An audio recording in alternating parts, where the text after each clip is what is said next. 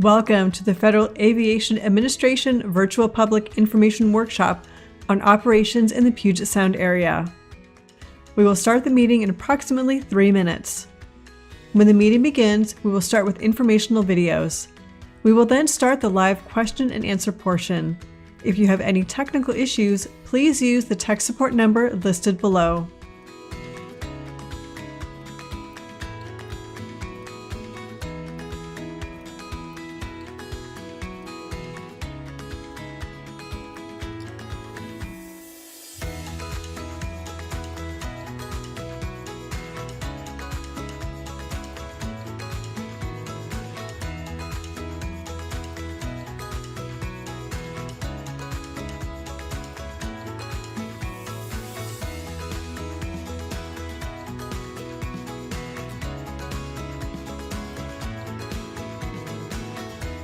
Welcome to the Federal Aviation Administration Virtual Public Information Workshop on operations in the Puget Sound area.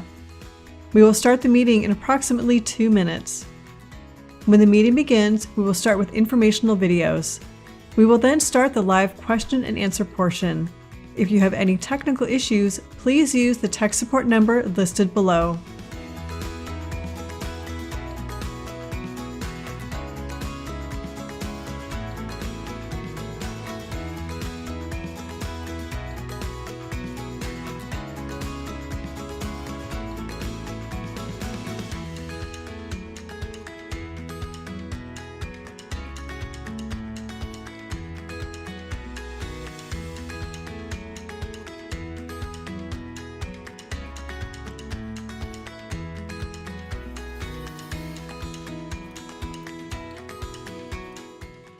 Welcome to the Federal Aviation Administration Virtual Public Information Workshop on operations in the Puget Sound area.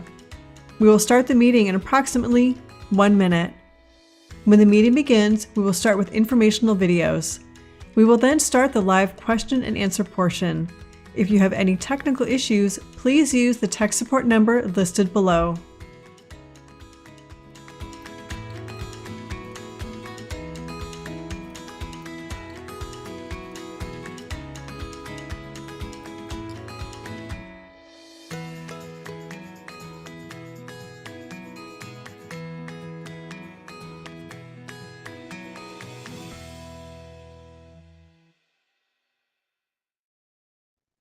Hello, I'm Grady Stone, the Regional Administrator for the Federal Aviation Administration's Northwest Mountain Region. Thank you for joining our virtual public information workshop on operations in the Puget Sound area. While some of you are very familiar with the airspace and operations at airports in the Puget Sound vicinity, we understand that this topic may be unfamiliar to others. So today, we will brief you on how and why aircraft operate as they do in the Seattle area. We will share a plain language breakdown of how we manage the airspace above you and review our typical operational flows in and out of the area. This will be followed by our question and answer session with a panel of experts. First, I would like to introduce our partner at the Port of Seattle, the Managing Director of Aviation, Lance Little, to talk about the Seattle-Tacoma International Airport. Welcome, everyone. My name is Lance Little, and I serve as the Aviation Managing Director at Seattle-Tacoma International Airport. Tonight's FAA virtual workshop provides an important opportunity for all Puget Sound residents who have questions and concerns about aircraft noise and its impact on the neighborhood and homes. Airports like SCA regularly assist members of the public with information about aircraft activity and provide additional details like an aircraft's altitude and noise level. But the real authority on how our airspace operates is the agency that has direct responsibility for managing it, the Federal Aviation Administration. That is why I'm so pleased that the FAA has assembled a team of experts tonight ready to respond to the issues and questions attendees bring forward about the Puget Sound region's airspace.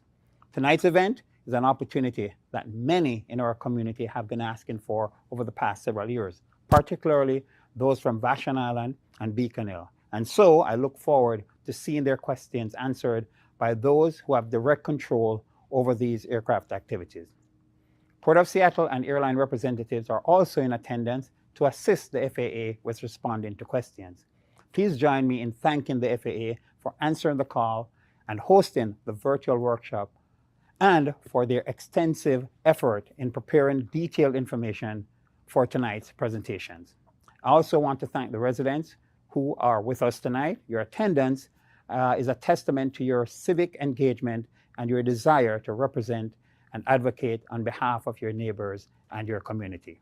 Before I turn things over to the FAA, I do want to stress that the Port of Seattle, the owner and operator of Seattle-Tacoma International Airport, is committed to taking action to address aircraft noise. Because the airport has very limited control, our efforts are mainly taken in partnership with the FAA, with the airlines, and with the community. For example, beginning in 1985 with substantial FAA funding, the port began its sound insulation program with the cities near SCA. To date, over 9,400 single-family homes, 6 condominium complexes, and 10 schools have been sound insulated. In 2025, the sound insulation work continues with, for the first time, the insulation of apartments and places of worship. In addition, the port is currently assessing existing sound insulation packages at single-family residents and will implement a pilot program for re-insulating residents that have experienced issues with their previous insulation packages. Since the 1990s, port staff has closely monitored established noise abatement flight path and procedures and have kept regular communication with local FAA staff on rates of compliance. This coordination, along with FAA technology improvements, have resulted in annual compliance rates for noise abatement procedures to reach an impressive 99% at SCA. Working in close coordination with the leadership from the airport cities, the Port of Seattle and its city partners launched in 2018 the SCA Stakeholder Advisory Roundtable. Known commonly as START, the Roundtable provides its members with a dedicated forum for discussing and tackling airport and aviation concerns brought forward from the member cities and their residents. I proudly serve as the chair. Let me now summarize some of START's major accomplishments. Launched in 2019, the Late Night Noise Limitation Program is a voluntary effort to reduce late night noise by incentivizing air carriers to fly at less noise-sensitive hours or transition to quieter aircraft. The program includes regular reporting each quarter to external audiences on all airline noise exceedances above established noise threshold in the late night hours. Several carriers to date have upgraded their fleet to quieter aircraft based on the program. Nearby residents had expressed desires to limit noise emanating from the third runway, and so, in partnership with the FAA, the port instituted an informal runway use plan minimizing use of the third runway during the late night hours. Prior to the runway use plan, the third runway averaged 12 to 13 operations during the late night hours. In 2023, the average was less than 2 operations per night. START has also finalized aircraft noise limiting language at SCA, encouraging the limited use of aircraft reverse thrust whenever possible, promoting continuous taxi to takeoff, and encouraging single-engine taxiing as established practices at SCA. At the beginning of last year, the port and the START cities sent a joint letter to the Washington congressional delegation highlighting 7 key aircraft noise and emission policies priorities for proposed inclusion in the 2023 FAA Reauthorization Act. In support of those priorities, the port and the START cities conducted the first ever joint DC flying the spring of last year. And I'm pleased to report that 4 of our 7 priorities made it into the final version of the FAA bill, including the establishment of a deadline for action on the FAA's noise policy review and the creation of a stakeholder advisory committee to have input on this policy review, including representatives of airport communities. With the success of the efforts at the federal level, START launched a major new effort in 2024 to replicate its DC success in Olympia. We just last month finalized a port cities set of priorities to share with the governor and the state legislature. They include next steps on state funding for repairing and replacing noise insulation, as well as a focus on identifying other places in the region to expand commercial aircraft operations away from SCA. I would like to end by again thanking the FAA and Grady Stone, the FAA Regional Administrator for the Northwest Mountain region. Your willingness for direct engagement with the public is appreciated and demonstrates the FAA's commitment to transparency and accountability. Let me now transition to a video on the history of SCA Airport and specifically its founding. 2024 represents SCA's 75th anniversary year, and in recognition of that milestone, we have produced several historical videos, all available on YouTube. The video you're about to view has been shortened. For the full experience, please visit YouTube to view the video in its entirety and all the videos in the series. Thank you. You know, I don't believe we ever had any idea what would end up being here. So the demand for travel is here now, and it's going to be there for a long time. The airport is so different. And it is constantly evolving and changing, particularly with technology. As a result, change at the airport happens. That means that we have to work really hard on being effective in our planning and then our execution of that.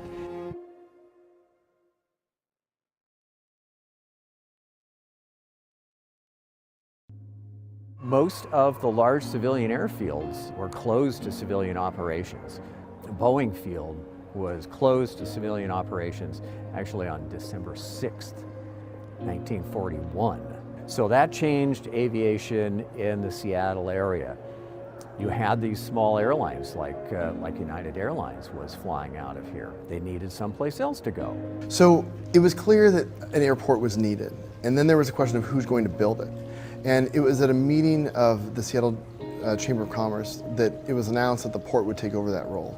And there was reluctance from a lot of people to build the airport because Boeing Field at the time wasn't profitable. But it was clear to business leaders in Seattle and King County and Pierce County that an airport was needed.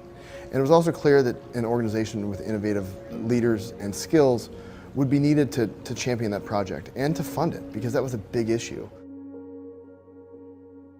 So there was talk about where to put the airport, and one of the areas was out at Bow Lake, and there was a lot of land available there.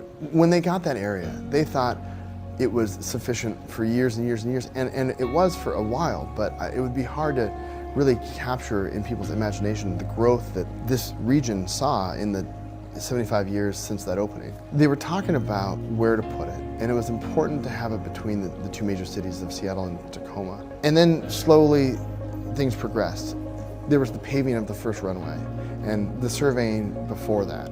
Those were all key steps. And then the first flight, the first international flight, those were all big moments. And then to have that central terminal open in 1949, that was really the capstone of the celebrations. And if you look at every year of the airport, from when it was announced in the early 40s into the 1970s, there was a major project and major innovation every year. And even in the decades going forward, almost every year there's been something major that has happened at SEA. Hello everybody from Seattle-Tacoma International Airport. The Seattle-Tacoma is a real layout. And the administration building, which you see there, which cost $3 million, is considered as the most functional such airport building in the United States. It was a huge deal to have the central terminal open. It was broadcast live on the radio. It was an event that everybody knew about. It was like a Super Bowl for the region. It was just the biggest thing around, because not only to have an airport, but to have such a grand facility. And it was one where elected officials, everybody who was anybody in politics wanted to be there, and they were. The Port of Seattle owns and operates Seattle-Tacoma International Airport, and it's quite an operation. There is no doubt but what it is one of the finest in the nation, as any seasoned air traveler will tell you.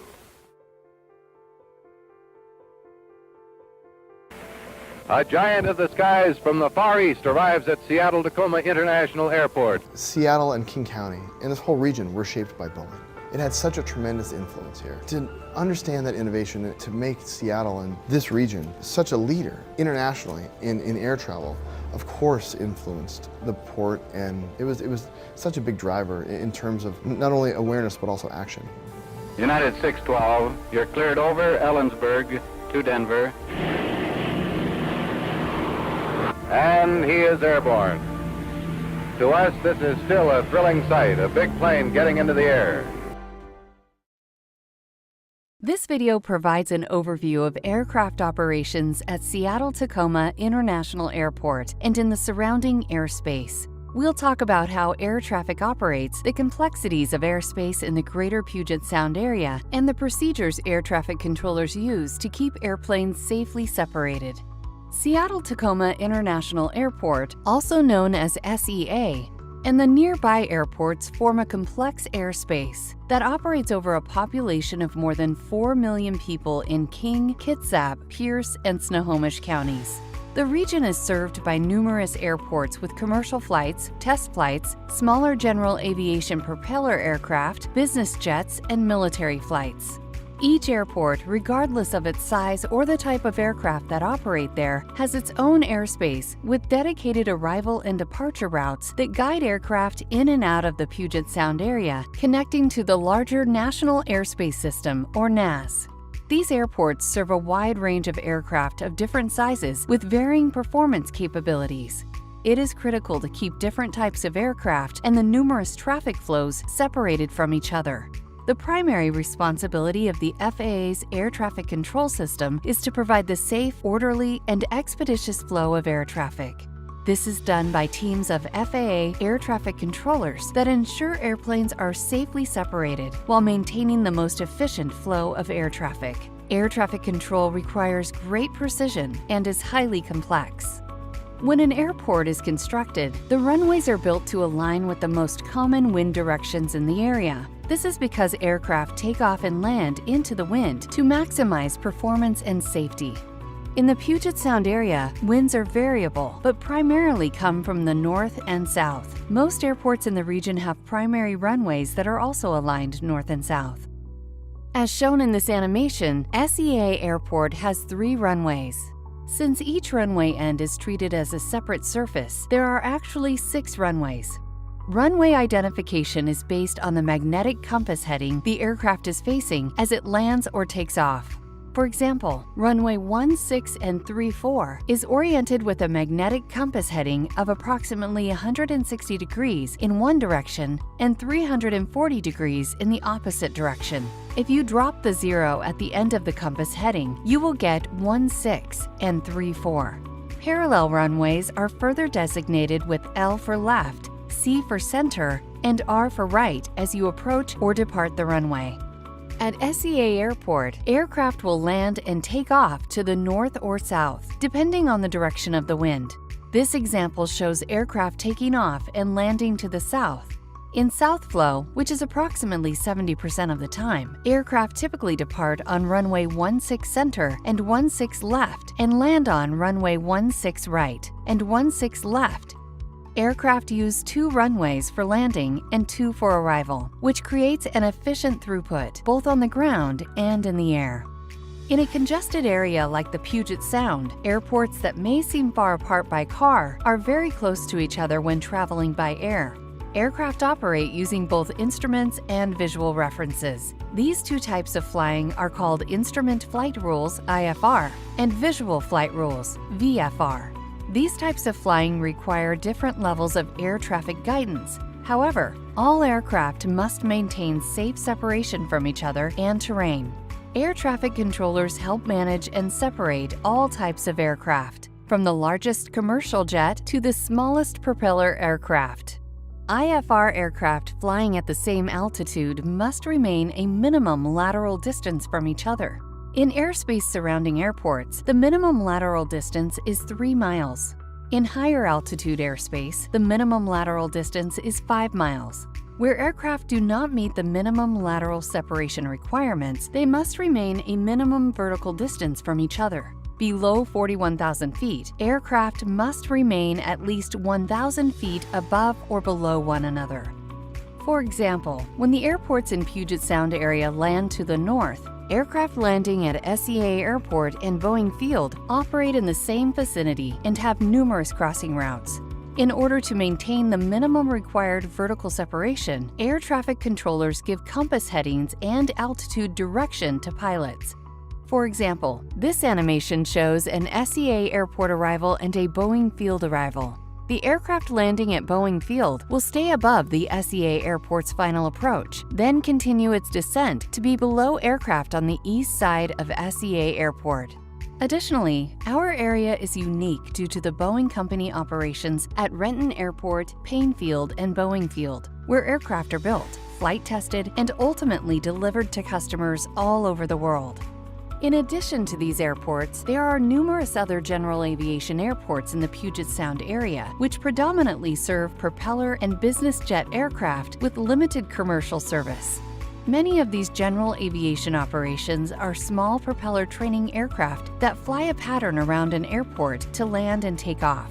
Most airports have their own voluntary noise abatement best practices for pilots to reduce impacts on neighboring communities.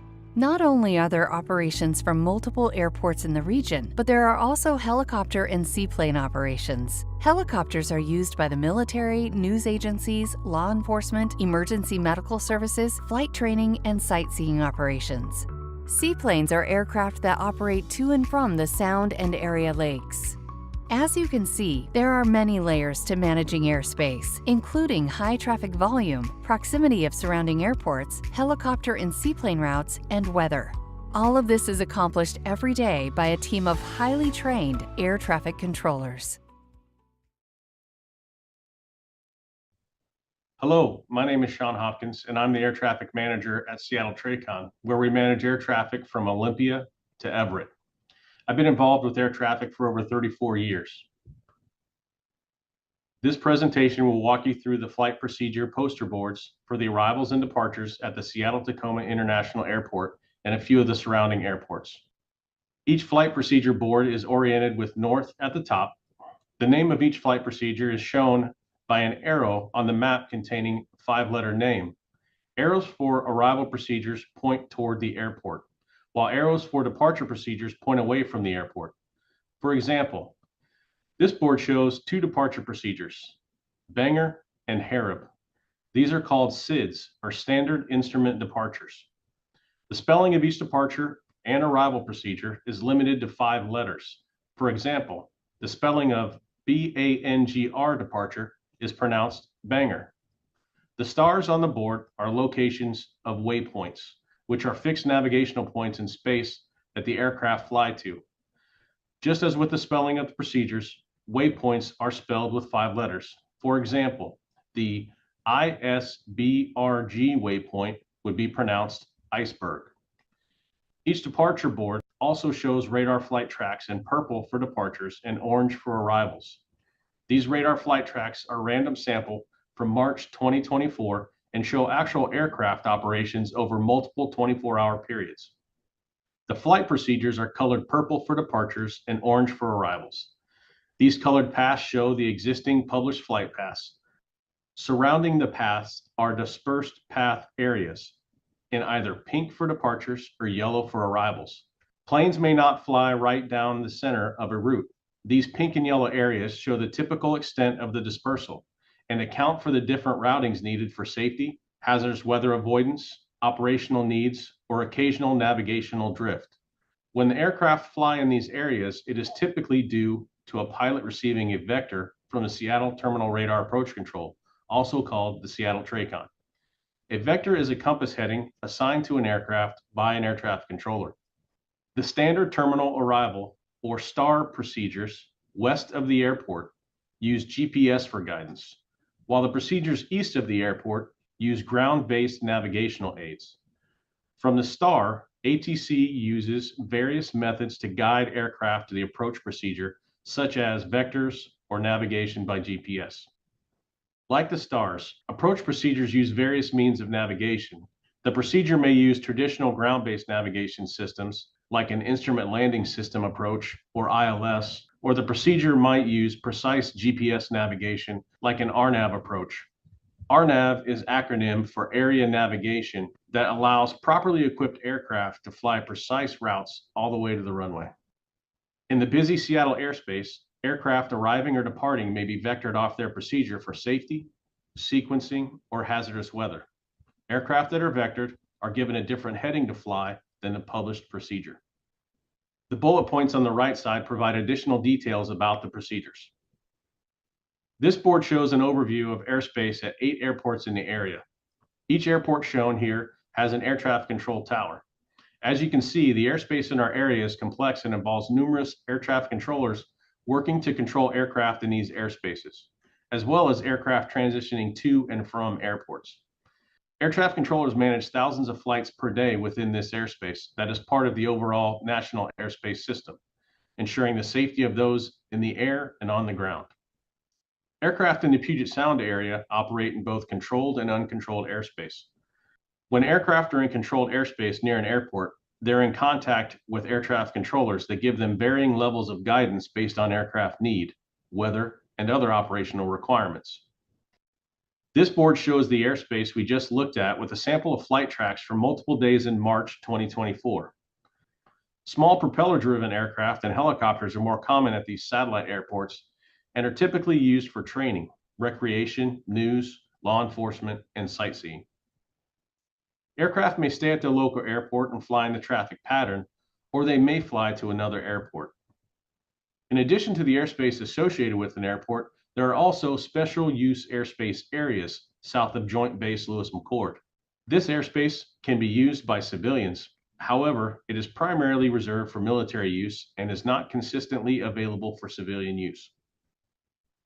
This board focuses on flight tracks for Payne, Boeing Field, Sea-Tac, and Renton airports.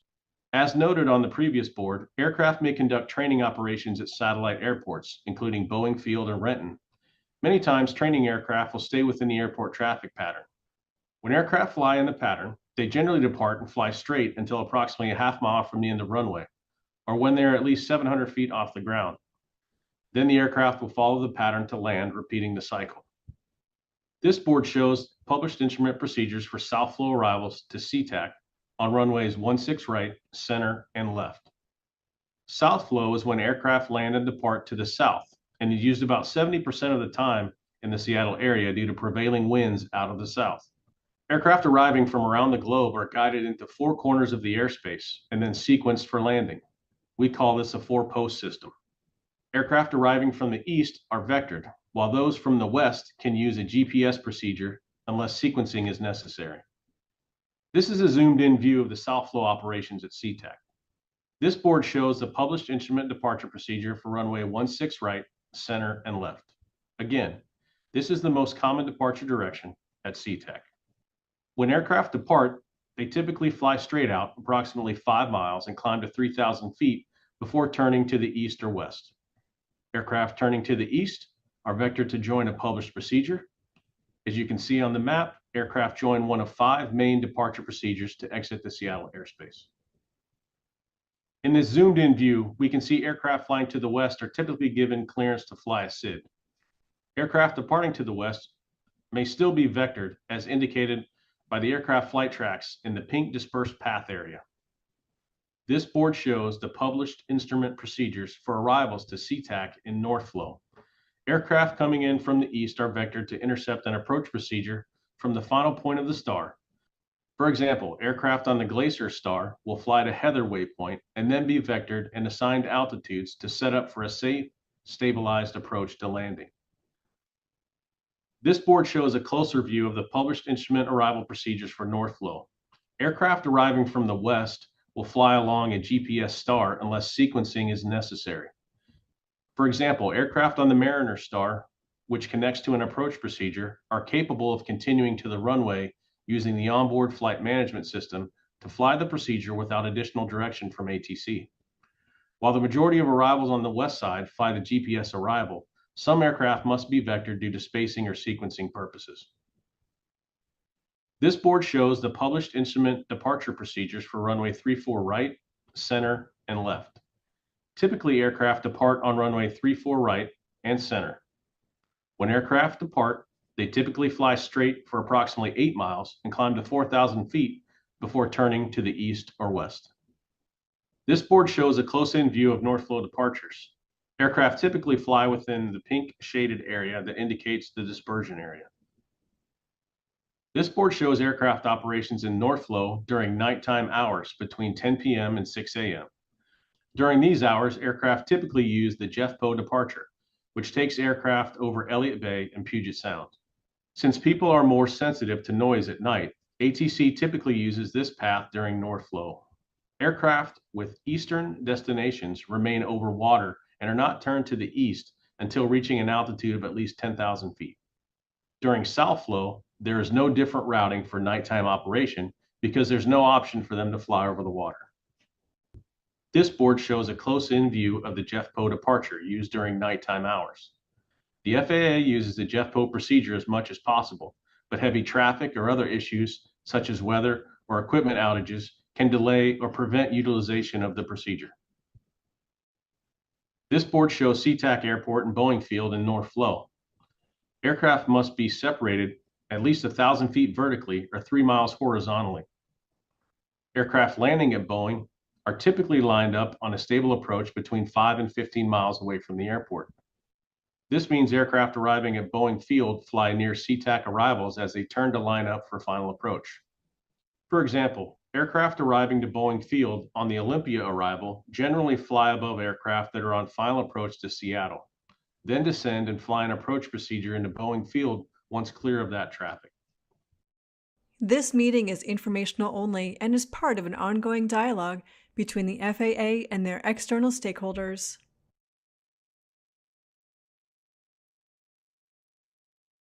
Hello again. I'm Grady Stone, the Regional Administrator for the FAA's Northwest Mountain region. Thank you for participating in our virtual public workshop. I will be the moderator for this discussion. It's important for the FAA to work collaboratively with aviation stakeholders while addressing community concerns about aviation. The FAA's role is to regulate airspace, ensure safety, and set operational standards for airports.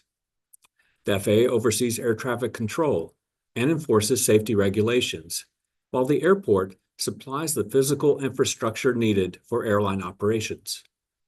Airports collaborate with the FAA to develop noise abatement plans and work with airlines and the community to promote education and awareness. Airlines are responsible for flight operations, customer service, aircraft fleet management, flight scheduling, and market selection. Tonight, we brought these three groups together. Now let me introduce our panelists. Let me begin with the FAA. Sean Hopkins, Air Traffic Manager at the Seattle TRACON. That's the Terminal Radar Approach Control. Jeremy Beecher, Traffic Management Officer for the Seattle District. And now from Port of Seattle, Sarah Cox, Aviation Director of the Environment and Sustainability. And from Seattle-Tacoma International Airport, Tom Fagerstrom, Noise Program Manager, and Ryan McMullan, Senior Noise Manager. And finally, our airline partners, Lynae Craig, Director, Air Traffic Management and Airfield Operations for Alaska Airlines, and Tony Vassiladis, Air Traffic Management, Delta Airlines. We sincerely appreciate the participation of our panelists. The challenges around aviation and noise are complex and must be addressed by the entire aviation community. I hope that the information we share in the live Q&A provide value to you. Let's begin the Q&A.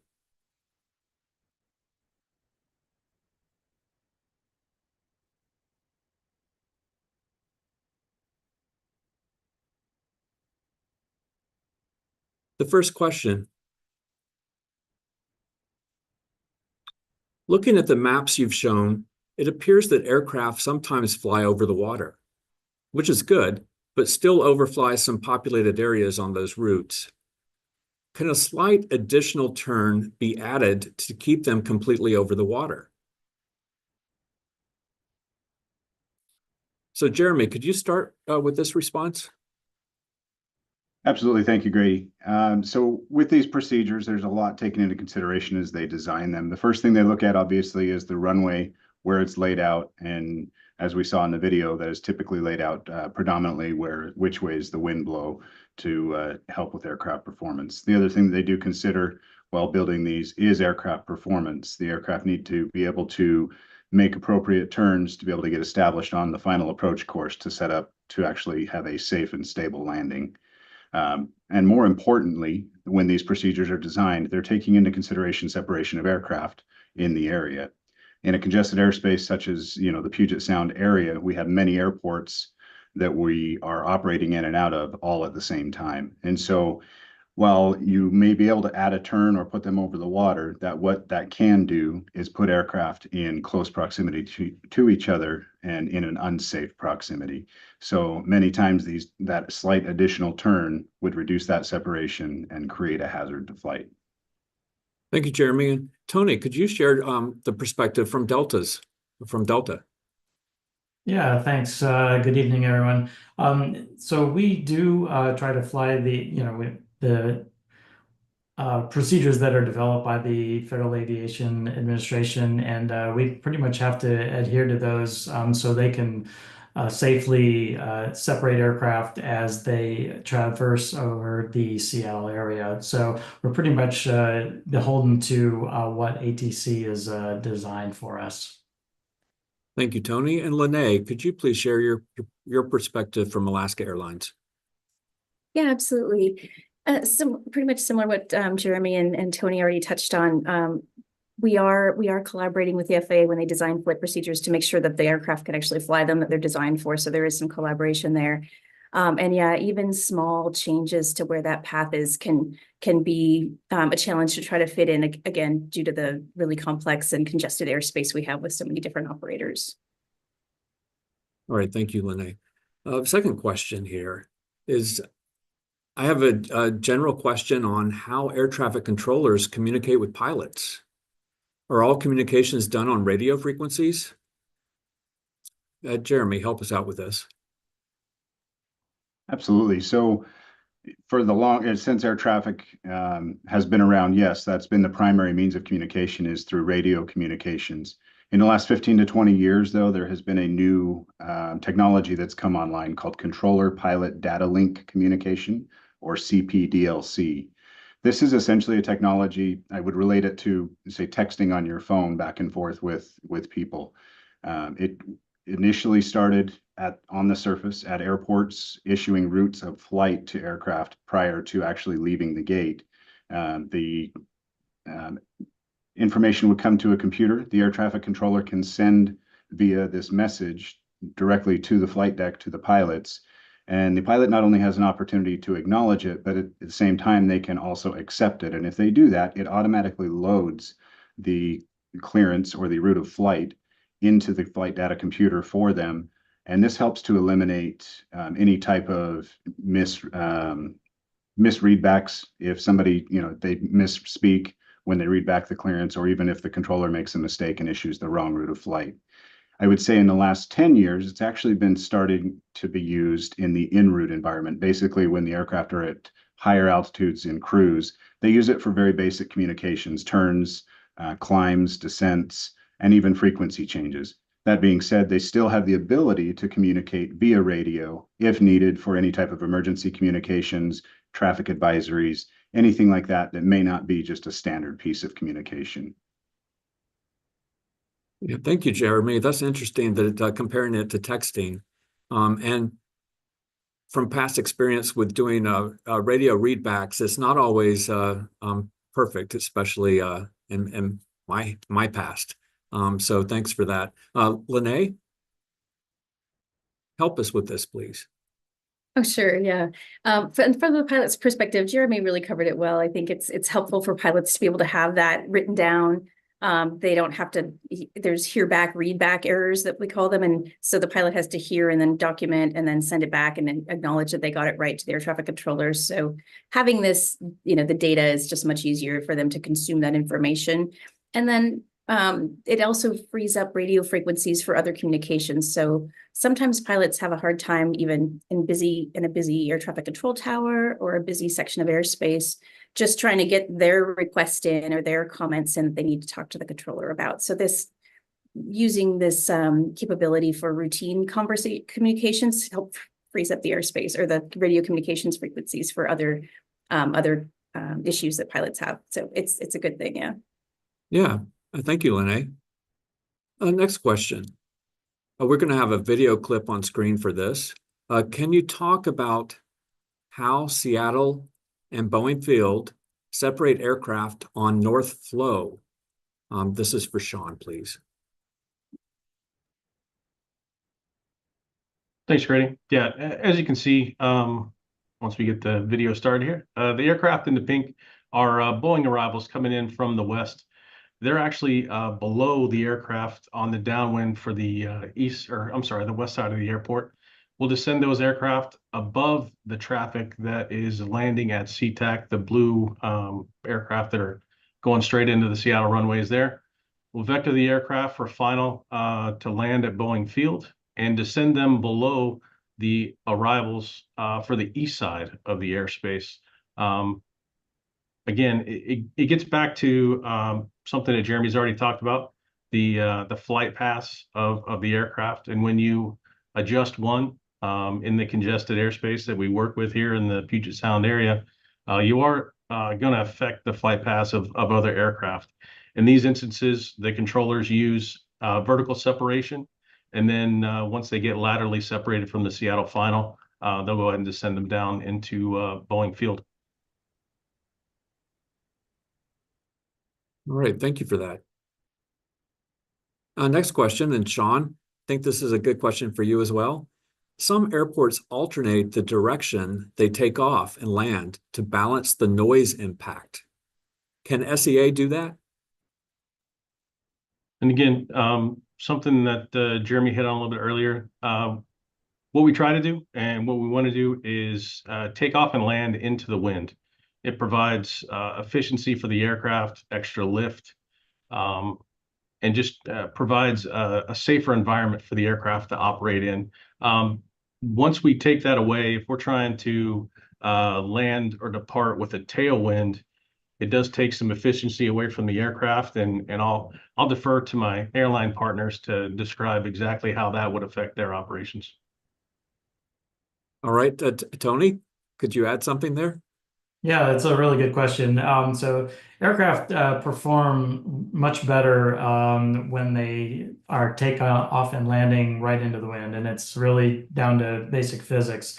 So by flying into the wind directly, the lift that is generated by the wings can be enhanced. And if we do not have that takeoff into the wind, if we have a tailwind, for example, we can have a significant loss of performance, and we may not be able to carry as much payload. For example, customers and cargo and mail and everything else that we carry on board our airplanes. So we want to carry everybody that purchased a ticket for all of our flights, and so that's the reason why the going into the wind is very important. All right, thank you, Tony. Next question. If there's not a noise monitor close to my house, how does the airport know how loud it is? Ryan, please help us with this. Ryan from SEA. Yeah, thanks, Grady. We know about how much sound a specific airplane creates when it flies over a specific point at a given altitude. So even if we don't have a noise monitor there, we can build a simulation of thousands of sound events or those airplanes passing over that point in a year, and then see the results with the computer noise model approved by the FAA, which is the Aviation Environmental Design Tool, or AEDT. Here at SCA, we have 24 permanent noise monitors located throughout the Puget Sound area, and those noise monitors capture data, and they feed into our NOMS, or Noise and Operations Management System. And then SEA is also conducting its Part 150 noise study, and that will include a review of SEA's noise monitors and see if any need to be moved or new ones need to be added. All right, thank you, Ryan. The next question, why is there a concentration of flight paths on the west side of the airport, particularly over Vashon Island? When we consider the airport's, SEA airport's inevitable growth and the need for expansion,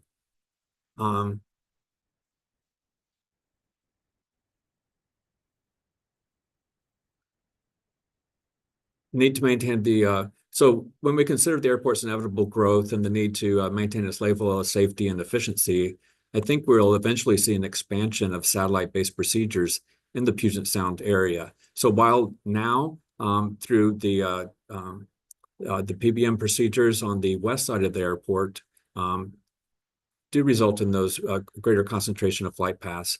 For the remaining patterns surrounding SEA and the greater Puget Sound region, over time, due to the growth and the improved technology, those procedures and those innovations are more likely to be implemented.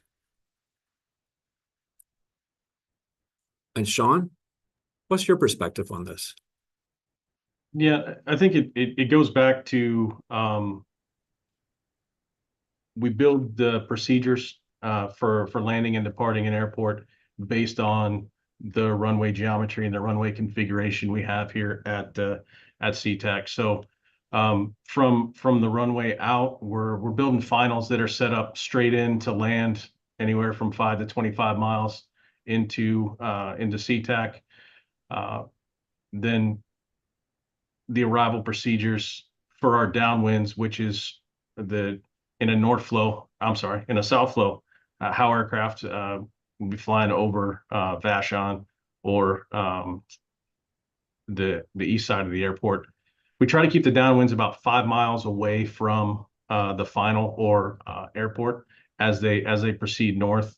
And it's just, again, it goes back to the geometry of the runways, trying to get aircraft set up for or configured for a good landing there. One of the other big issues we have in the Seattle area is just the prevailing wind from the southwest.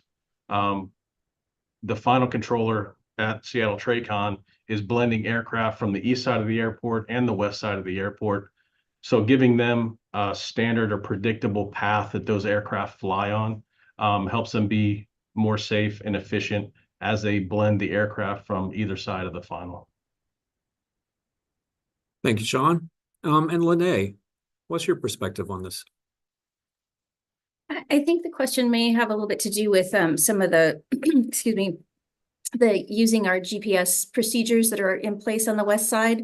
And so those have kind of narrowed down the path of flights over Vashon. And I think in the video, Sean was maybe pointing out some of that because we're using waypoints, which are latitude, longitude points in space to fly an arrival procedure. That's an optimized descent profile, it's called. So we're trying to keep the throttles back to reduce fuel burn and then have kind of a nice continuous descent towards the airport. I think we're seeing that a lot of places. A lot of folks have heard of Next Gen, and that's part of using satellite-based navigation that aircraft are equipped with to be able to fly more precise patterns and more fuel-efficient flight paths. So we support that. We support efficiency and predictability in the flights, and I think that's maybe what that was touching at. So just that's our perspective on it. All right. Thank you, Lynae. Oh, I'm sorry, Grady. Sean? Yeah, back over to you. I just wanted to add, I think Lynae hit on something there. Just the predictability of that path on the west side of the airport there, as our departures cross underneath the arrival path and then are climbed up once they get to the west side of the arrival path. That predictability and knowing where those aircraft are going to be lets us be a lot more safe and efficient as we transition those aircraft up to the higher altitudes as they depart the Seattle area. All right, thank you, Sean. So this is why we have a diverse panel here. On that question, I clearly stumbled out of the starting gate, but fortunately, Sean and Lynae brought much greater insight to the question. So thank you. Next question, why are aircraft allowed to operate 24 hours a day?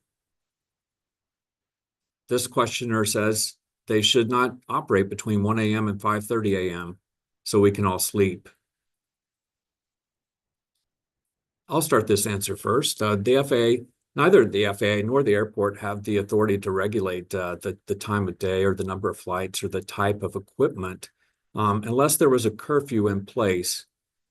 That would be in place before the Airport Noise and Capacity Act went into effect, which was back in 1990. So Tom, share with us about the late night noise limitation program at SEA. Yeah, thanks, Grady. When START first formed back in 2018, and we started to hear from community members as to what their core complaints were about aircraft night flights, those loudest aircraft in the wee hours of the morning were the number one complaint that we heard from folks. Is there anything that can possibly be done about those aircraft? And within our limited authority as an airport, so we created this late night noise limitation program utilizing our noise monitoring system. Between the hours of midnight and 5, we assess the noise levels of takeoffs and landings for every carrier that operates during those hours, and we have set thresholds.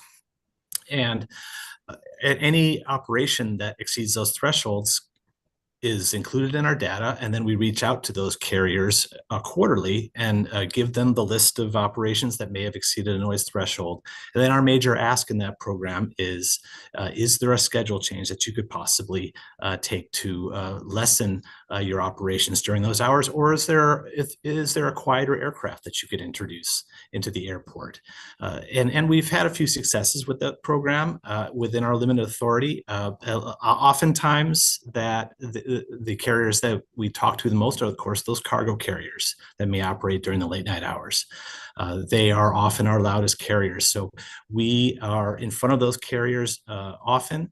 And just from the perspective of a noise programs office, it's a great opportunity to get the noise conversation in front of those staff members, particularly those cargo carriers, and let them know that we do have a program and we are monitoring those carriers. All right, and I could just add to that with the cargo operations to Taipei and Seoul and Shanghai. Oftentimes, they need to depart Seattle when they do because they have their connecting banks or connecting complexes in their own hubs in Asia. So it's a global perspective that they have. Now, Lynae, Alaska Airlines does a fair amount of point-to-point operations in addition to hub and spoke. Can you share your insight for Alaska and its network and its impact on late night operations? Yeah, thank you. We typically will schedule flights based on the demand. So whether that's our cargo operations, which we do have a freighter operation, or our passenger aircraft, which it could be our mainline with our Alaska Airlines, our regionals, which is Horizon Airline, and also SkyWest that does some flying for us too. And some of that is connecting flights. Folks will maybe want to come from Alaska or some smaller communities into Seattle as a hub, and then connect on a flight going to the East Coast or to the islands. And so some of those flights that are maybe really early in the morning could be connecting to traffic that's going to then go a little bit later in the morning to somewhere else. But we need to have those connections to be able to serve the folks that want to go the places we fly that don't necessarily live in the Seattle or Puget Sound region. Sometimes the later night flights, we don't schedule really very many flights during those late night hours, but sometimes flights do get delayed and will creep into really late night hours depending on what's happening. If you have a snowstorm on the East Coast or a hurricane in Florida, or just foggy weather in San Francisco, or even Seattle has our share of poor weather conditions too, but that can affect the inbound flights coming from another place may end up getting more and more delayed coming into Seattle, and then maybe those flights were going to turn around and go somewhere else. So a lot of it is dependent on the weather too, and not just the schedule. But bottom line, we schedule flights when we do first based on demand, and then we start looking at airplanes and pilots and flight attendants and crews and all that to kind of finalize those times. Thank you, Lynae. And Tony, with Delta Airlines being a member of the SkyTeam Alliance, the global alliance, with that hub in Seoul, in addition to Paris and all of Delta's hubs, what are the complexities that your airline deals with that can result in either very early morning departures or late night departures and arrivals? Yeah, Grady, that's a really good question. We do at Delta, we want to be good corporate citizens, and we generally fly, as Lynae said, also when there's a customer demand. So most of our flights do not leave before 6 a.m. or later than midnight. However, as it is a complex operation, and there might be some times when flights are delayed at their origin due to maybe it's a maintenance issue or something that's preventing them from departing on time. But obviously, we want to get that aircraft moving as soon as possible, and that might require a really late arrival, especially if it's been delayed in New York for weather or maintenance issue. Regarding the hubs, we have a global operation, and we connect our customers from all over the world, directly from Seattle to Europe, like in London or Paris, or we go to Asia and we fly to Tokyo and Taipei. So as you can probably imagine, schedules are, very intricate, and we're working within a framework that meets the needs of our customers and local community, as well as any regulatory requirements on every side. So we try to balance all those needs as best as we can, and create a schedule that works for everyone. Mm-hmm. Thanks, Tony. And yeah, given the complexity of it on a global basis, there are trade-offs that you have to analyze and decide. So thanks for that. The next question is, how often has the FAA rerouted or changed plans based on public complaints? I'll start with that. FAA continually monitors the effect of proposed procedures on communities, and those proposed procedures, they must undergo environmental analyses and safety reviews prior to approval and implementation. Sean, what can you add here? I want to say, while our overarching goals, working air traffic in the Puget Sound area is to provide safety and efficiency for our customers. We want to do that also with being good neighbors in mind, and being good stewards of the airspace. I think the 99% adherence that Mr. Little spoke about in the initial part of the video, of us adhering to our noise procedures in the airspace, speak to our commitment to doing that and being good neighbors and working the air traffic in the Puget Sound area. Thank you, Sean. Really good point. The next question we have is, why is NextGen still in place? That may have a reference, be a reference to the Hawk's arrival also, perhaps. Jeremy, help us with this. Yes, there's a lot of history behind, that question, Grady. In 2003, Congress mandated that the FAA upgrade the national airspace system. That was kind of the inception of NextGen at that point. One of the first things to do was to upgrade from ground-based nav aids to satellite navigation, GPS, or RNAV, as we've been speaking about. The reason that NextGen is still around is that work is not complete. It's been a very slow and tedious process working through it. There are many communities, Seattle being one of them, and as far as aviation and with these routes of flight. On the west side, we have the STARS and the RNAV approaches that are, as Sean spoke to in Lynae, they're much more accurate, and they're much safer and much more efficient use of the airspace. But if you look at the east side of the airport, they're still using traditional ground-based navigation there, where the aircraft will come into a certain point and then the controller is going to issue radar vectors. Those are much more subject to winds and different things like that gives you a much more scattered type of route of flight and less predictable, which again creates less efficiency as far as use of the airspace. And so that's exactly why NextGen is still around. We've still got work to do. We've got to get all of the procedures upgraded and optimized. And in fact, the FAA Reauthorization Act of 2024 requires that the FAA operationalize NextGen by the end of next year, 2025. Indeed, it does. Thank you, Jeremy. The next question. What is the status of aircraft using environmentally sustainable fuel and efforts to mitigate noise and air pollution in areas with high volumes of air traffic? So what's the status of aircraft using environmentally sustainable fuel and efforts to mitigate noise and air pollution in areas with high volumes of air traffic? Sarah, could you help us out with this? Yes, thank you, Grady. So as you've heard kind of throughout this conversation, the production and utilization of sustainable aviation fuel also requires the collaboration with FAA, our airline partners, the airport, as well as many others in the industry.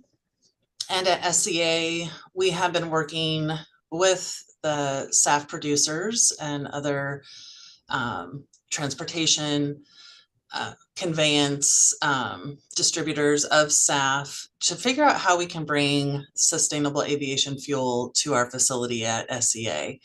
The markets are still developing, and the use also depends on the cost, the availability, what incentives are available, as well as some of the regulations for use.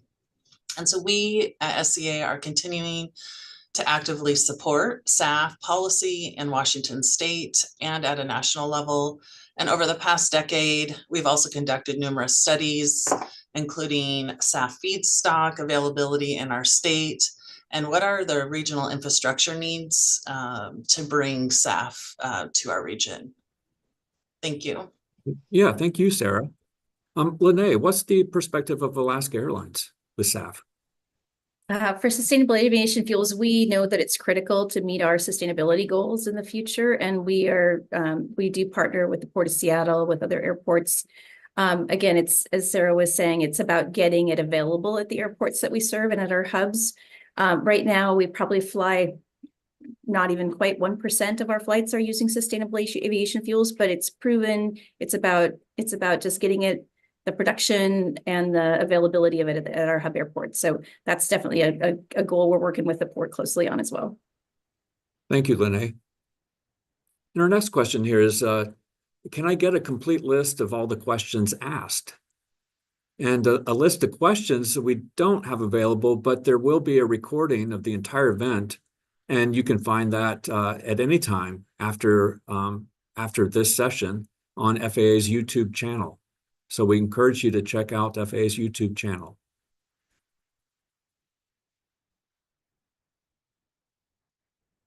All right, next question.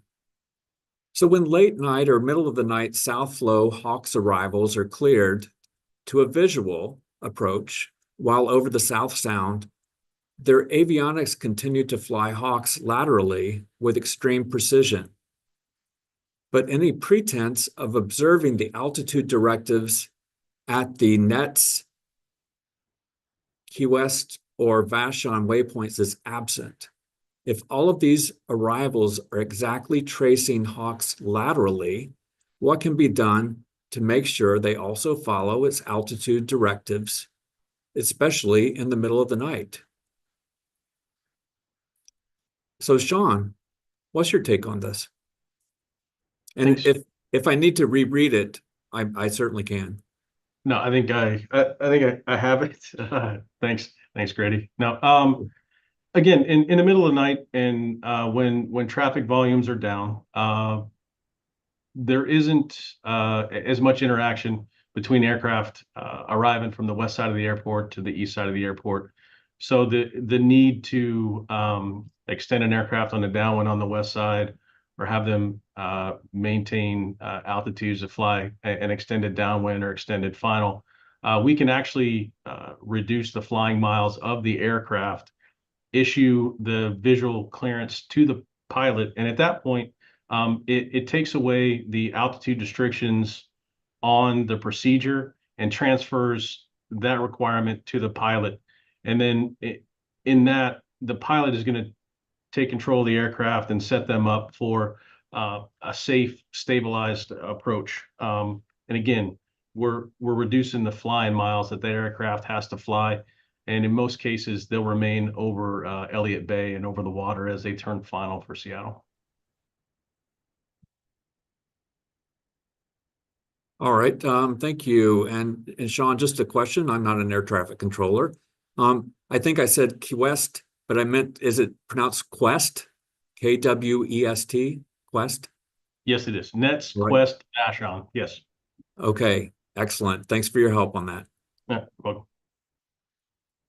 So next question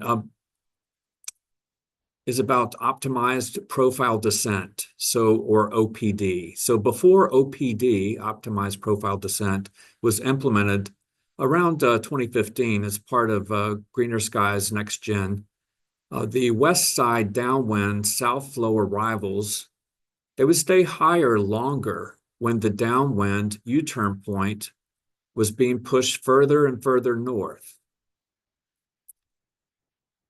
There's no reason to get low prematurely if you need to fly to Linwood and back before landing. The net result is that descent profiles were actually more optimized before OPD was implemented. The question is, how can we get back to more truly optimized descent profiles? Jeremy, what's your perspective on this one? Yeah, so an optimized profile descent arrival or approach, as we kind of mentioned, is designed using precise combination of a descent rate, altitude, and a distance to fly. I believe Lynae kind of referenced it earlier. Essentially, the pilot's able to set, the engine settings of the aircraft at a certain point and almost just leave it where it's at because it's following those exact parameters that are designed in those descents. If there's nobody else in line to land or the weather is perfect, these are easy. We don't have to touch them as air traffic controllers. They can fly these profiles. We issue the clearances as needed, and they can fly it all the way down to the runway. That being said, if we have more traffic or additional traffic that they need to be sequenced with, for example, if there's a space where we can get an aircraft in sooner, or in the event of inclement weather, when we have thunderstorms or those type of things that the pilots or the aircraft cannot or do not want to fly through, we're going to have to do something different with them. We've got to issue those speeds, we've got to issue those altitudes and kind of take them out of that optimized profile descent. And so it's not always easy to use those, and they're not always coming in at the exact same spot. We're shooting for 5 to 25 miles to get them established on the final, but that's all dependent on the traffic that's coming in, the volume of traffic, and then also the weather has a big thing in that. In addition, the altitudes that the pilots have to maintain are to remain clear of traffic coming and going from Boeing Field, Payne Field, McCord, Renton, and other airports that are in the Sound area. All right, thank you very much, Jeremy. Our next question is, this participant would like to understand how FAA and SEA are looking at the outlook from Seattle-Tacoma International Airport, knowing that air travel is only going to increase. Sarah, I think this may touch on a topic that's not directly related to what we're doing this evening, perhaps the Sustainable Airport Master Plan and the near-term projects. Yeah, thank you, Could Grady. you help us with that? Yeah. Yep. Yeah, so, well, the FAA, has a program of the master plan, which is kind of similar to what a city does for their comprehensive planning, looking at what is the forecasted demand or needs for the future. And that is the master planning process for airports. So Sea-Tac has undergone this process with FAA. We completed the planning efforts in 2017, 2018, and now are in the environmental review process of that. And the Sustainable Airport Master Plan, near-term projects that we developed out of the planning process identified 31 proposed projects to meet this forecasted projected demand at SCA. And this includes 19 new gates, some cargo facilities, some airfield improvements, a variety of projects as we anticipate this forecasted demand, and that will improve safety and efficiency at SCA. And so that is now the environmental review process at the federal level under NEPA, and then we'll be moving into the state SEPA, State Environmental Policy Act. Sorry, I was doing an acronym over the next year. Thank you. All right, thank you, Sarah. I appreciate your help. So our next question is a participant who asked, I am a resident of Des Moines, directly under SEA's runway 34 left approach. I would like to become more involved in the community. So Tom, how would this person, who may very well be a very close neighbor of mine, but I don't know who it is, I don't know who asked, how would they get involved? What would your approach be? Yeah, thanks. Well, to start off, in addition to contacting our office through the various avenues available to find out more information about aircraft flight paths and what's typical, there are a couple of additional ways. One is I'd like to highlight our Part 150 noise and land use compatibility study, which kicked off earlier this year with 3 workshops in June. This is a multi-year study that will evaluate existing and potential new noise abatement measures at the airport, assess how aircraft are operating, if there's any ways that aircraft could possibly operate quieter. Many ways can be explored through the Part 150 process, and there are and will be many opportunities for the community to provide input to the Part 150 noise study. We anticipate that we will go back out for more meetings in 2025, public meetings. And I would like to highlight, since we're here tonight, we do have our study website that's available with all the study materials to date and a study schedule, as well as a way to leave a comment to the study team. And that website is scapart150.com. scapart150.com. That's our study website.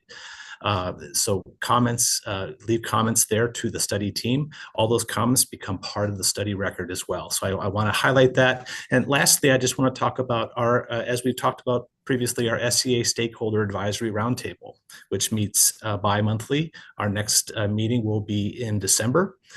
Is a great way for community members to monitor what's happening at the airport, operational updates, noise updates, very timely updates that happen regularly at the START meetings. There's also opportunities to leave public comments at those public meetings as well. So there's a few ways to get involved, for sure. Thank you, Tom. I appreciate that. The next question, are there any changes to operations or runway use at SEA that may be noticeable to the local community? Tom, what are your thoughts on this? Sure. And this is something we talk about at START quite a bit. In fact, we've seen in the opening, we've seen what's typical, the runways that are used for landings, the runways that are used for takeoffs. But often if a runway is closed for a maintenance reason, and oftentimes it happens during the nighttime hours when regular maintenance needs to occur on one of the runways, then you might see the runways used a little bit differently. We have a voluntary agreement with the FAA to limit the use of the third runway between midnight and 5. It's been a great success, but there are many nights that, for example, this past summer, we had the east runway, our longest runway, was closed many nights per week because of a couple of construction projects that are now complete. At least on the airfield side, they're complete.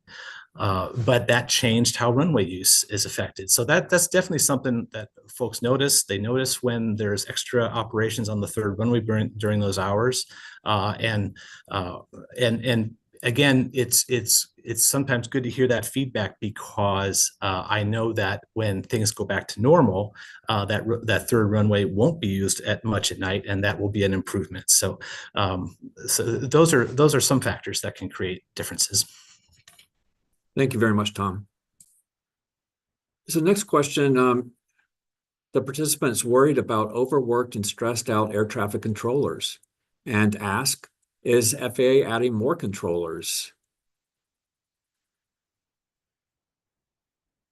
And yes, the FAA, we are adding more controllers. It's a very aggressive hiring process that we've established to increase our controller workforce. In 2023, just to go back a little ways, we did hire 1,500 controllers. That following year, 2024, this year, we've hired more than 1,800 more controllers. Our goal for next year is to hire 2,000 controllers. We have a year-round hiring opportunity for experienced controllers, and we also target military and private industry for this controller pool. So thank you for that question. Next question is, can you share FAA's continuing efforts to further evolve Boeing Field VFR, visual flight rules, arrival and departure procedures to improve safety and use? Sean, help us out with this one. Thanks, Grady. Yeah, in 2021, there were 2 VFR routes that were removed from BFI to alleviate TCAS events. And TCAS is Terminal Collision Avoidance System that most aircraft have nowadays. All air carriers have it. Basically, it is a onboard equipment that will advise the pilots of through an algorithm, the way that the computer sees the other aircraft around them, based on climb or descent angle of attack. Basically, the TCAS equipment will advise the pilot in command of what the algorithm deems a pending collision based on the climb and descent of the 2 aircraft and how they're approaching each other. Again, with the condensed airspace that we have, especially Boeing Field as it operates below the Seattle final in a south flow where we are, it's our main configuration here. They did remove those 2 routes just to alleviate some of those TCAS advisories. Again, I'll defer in a minute to my airline partners, and maybe they can explain the TCAS maneuvers or whatever a little bit better. But they also introduced 2 new routes to help alleviate that and work the VFR aircraft into and out of Boeing. And again, the FAA continues to monitor and assess the routes in and out of Boeing, again, for safety and also to be good neighbors as those aircraft transition into and out of Boeing. All right, thanks, Sean. Tony, I think Sean was thinking maybe you could help out a little bit more on this from the TCAS perspective. Yeah, so TCAS is an instrument on board the aircraft, and as Sean mentioned, alerts our pilots if it detects another aircraft in close proximity. So, and when it does that, it will give a what we call a resolution advisory, and it will give direction to the pilots to either climb or descend in order to avoid the other aircraft. And if the other aircraft also has TCAS, that system will actually talk and has an algorithm that it knows what the other system is going to predict, and it will predict the opposite way so that those aircraft can continue to be separated properly. Thank you, Tony. And our next question, air traffic over Vashon is loud and heard inside, and helicopters shake windows. When will FAA provide sound benefits to residents? Tom, help us out with this one. Sure. Well, from the airport perspective, I again want to mention the Part 150 noise study for certain as a way to that we are assessing aircraft noise and hopefully lessening noise in the future. But our role as in the Noise Programs Office is to really be responsive to community noise concerns and provide complete and accurate information about exactly what's happening over their heads. With aircraft, we have a noise monitoring system, an aircraft noise monitoring and flight tracking system that is very accurate and precise. So we're able to give folks the best information about what's going on and help explain why aircraft are there. And I do want to emphasize our programs that encourage airlines to bring in those quietest, most modern aircraft into SCA, such as our Fly Quiet program, which recognizes the 3 airlines that have done the best in various categories, noise being obviously the number one, noise levels being the number one aspect of that award. And the other end of that is the late night noise limitation program, again, encouraging airlines to bring in the most modern and quiet aircraft available. And lastly, I'll say with this question that I will point folks towards an FAA initiative, which is the noise policy review that's underway, looking at, and this kind of points back to Part 150 in a way, the DNL noise metric and evaluating the DNL noise metric. Is it the proper metric going forward? Is 65 the proper level? And so the FAA has undertaken this to their, undertaken an effort to look at that and assess it. So I think that has a lot of influence on future with noise mitigation.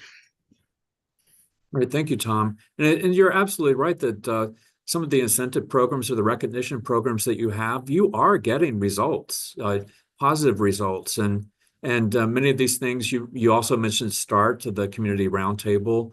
That's a really great venue for discussing proposals and ways to incentivize the carriers to the benefit of the residents in the surrounding communities.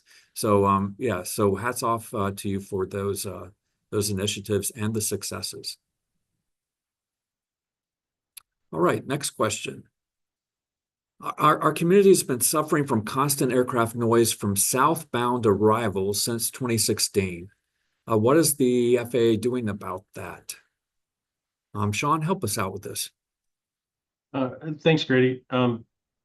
Again, the current landing routes at Sea-Tac have been in place for many years, and it goes back to something we talked about a little bit earlier. It's just that the geometry of the runways. Our final approach course is going to be based on the geometry of the runway, lined up straight for the landing runway, and again, putting the aircraft in a position for a safe, stabilized approach.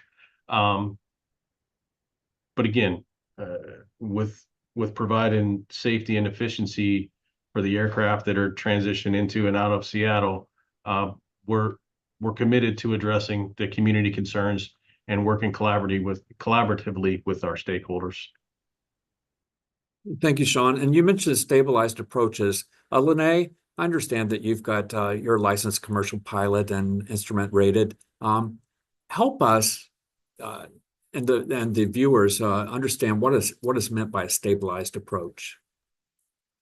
Sure. It's just that when we're coming into the airport, we want to be aligned with the runway. I think Sean's pointed out a few times about like why the runways are oriented the way they are.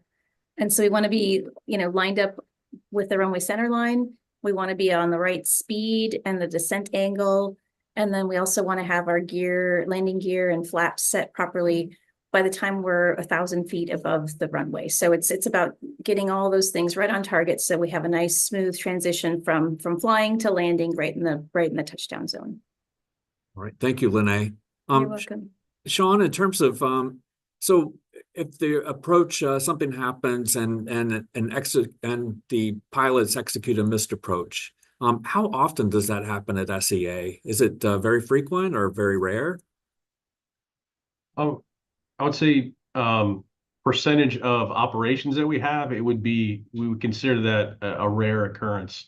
But again, for the air traffic controllers and the pilots that are involved, it is something that they've practiced and done many times. So it is a planned and safe maneuver where the air traffic controller will issue a heading and an altitude to the aircraft to take them back around to get set up again for another safe, stabilized approach.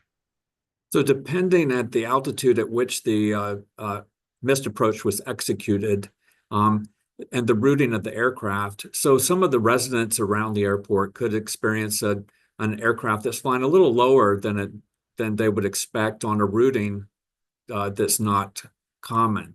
But that would be because an aircraft failed to clear, arriving before the approaching aircraft, failed to clear the active runway in time, or any other number of reasons that the pilot chose to execute that missed approach. But that's something for residents to keep in mind. If you see an aircraft that's on a little bit different path and perhaps a little lower, and they're trying to rejoin that approach sequencing, so they're vectored into that. So residents of Vashon Island might also experience that as well, based on the missed approach procedures. So I just wanted to point that out, and thank you, Sean and Lynae, for that.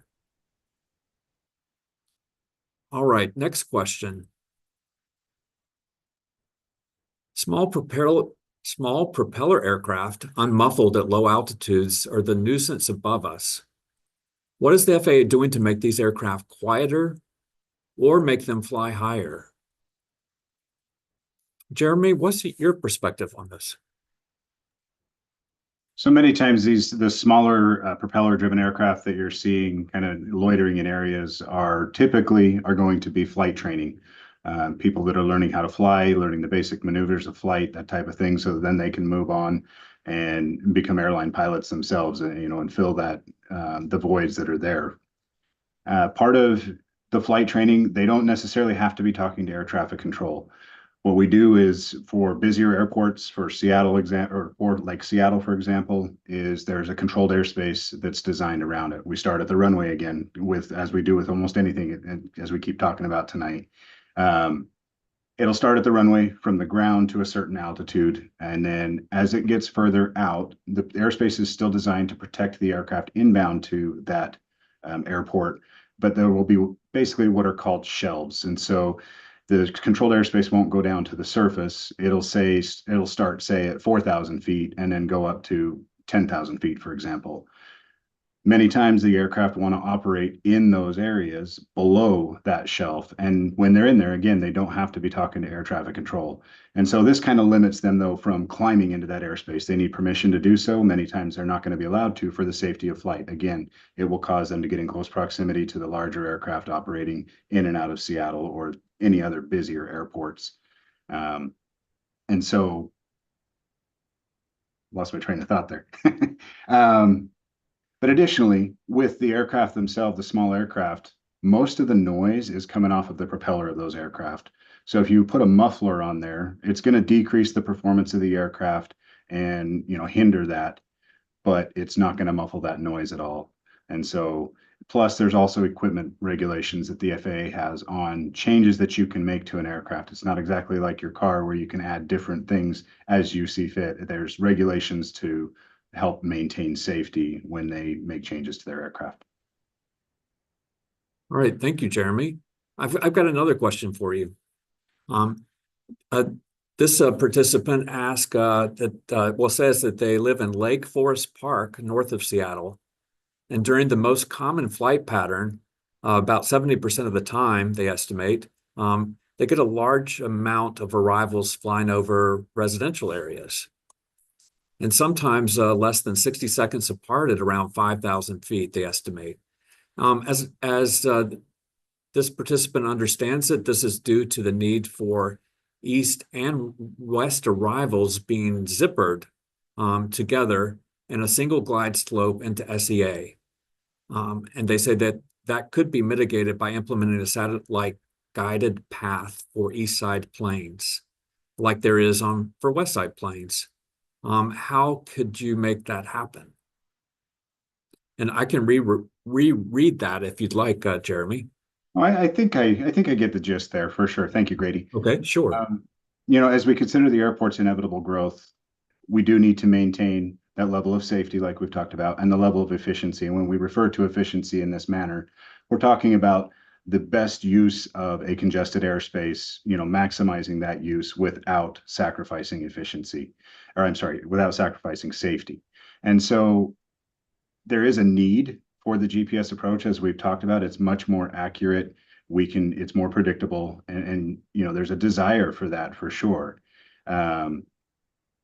But even if these procedures are designed, as we've talked about, there's still the factor of we have to keep them separated. In order to do so, many times we can't stick exactly to these procedures because we need to sequence them with other aircraft. The other factor that we've talked about several times as well would be weather. If there's weather in the area, they're going to need to use a different flight path to be able to get around that weather safely, and then again be sequenced in with the traffic into the airport. And we all know about convergence zones in the Puget Sound region. So yes, the weather can certainly complicate things. The next question, we live 5 minutes from the airport, and some nights the sound of takeoffs lasts longer and it's louder. What impacts the amount of time we hear noises from aircraft? Does the time of year or the weather impact noise traveling further? And could it be due to different kinds of aircraft operating in the nighttime hours?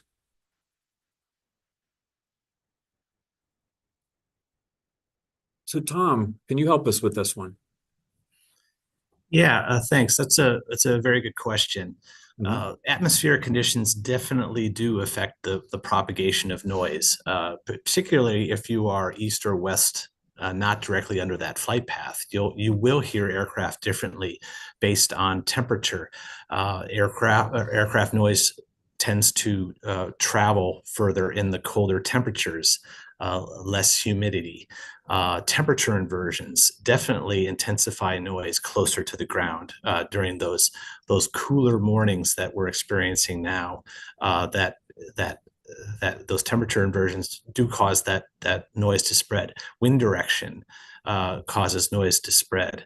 I know just from experience in our noise office, we get more calls about this type of noise during the cooler winter months of the year from places like Burien and Normandy Park and Des Moines west of the main flight paths for those reasons. I do believe because of the colder temps. And as far as nighttime aircraft, yes, some of those loudest aircraft that do operate our airport operate during the nighttime, and that might be a 747. There aren't many of them at our airport, maybe 3 takeoffs a day of 747s, but they're often during the nighttime hours with some of those cargo carriers. So aircraft types can definitely play a role. That's a really good question and a great answer. Thank you, Tom.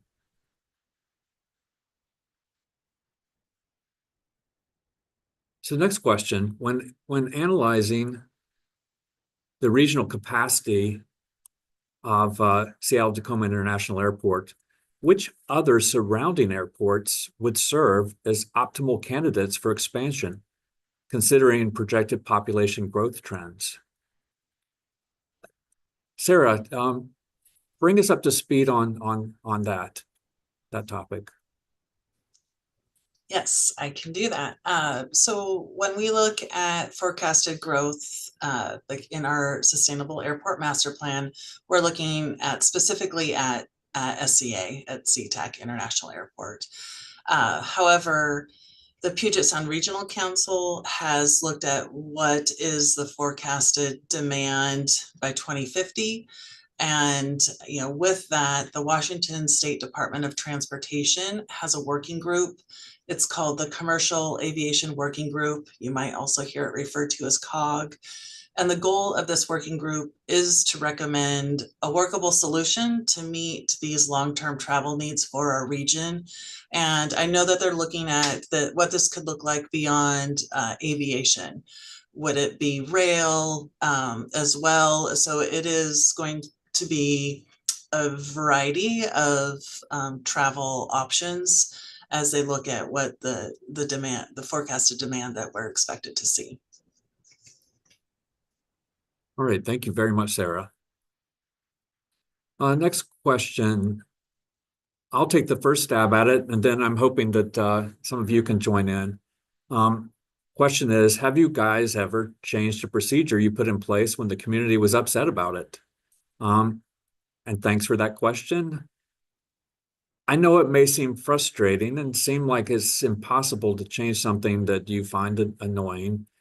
We do engage with local communities across the country, all across the country, to assess the ideas and the suggestions and to help relieve airport noise.